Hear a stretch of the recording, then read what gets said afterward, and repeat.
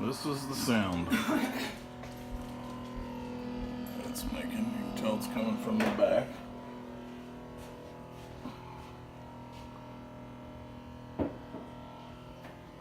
Alright, so we took the fridge apart, took all the shelves out. You have 3 screws at the bottom.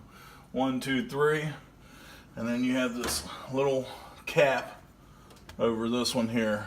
Pop that cap off with a flathead. Take that one out.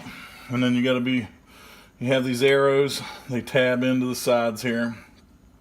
Be real careful pulling them apart. But this will pull out. Be careful too once you get it apart.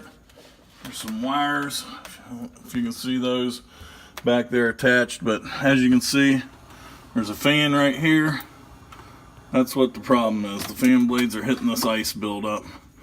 So we'll take our hair dryer, thaw this thing out. It should take care of the problem. But thanks for watching.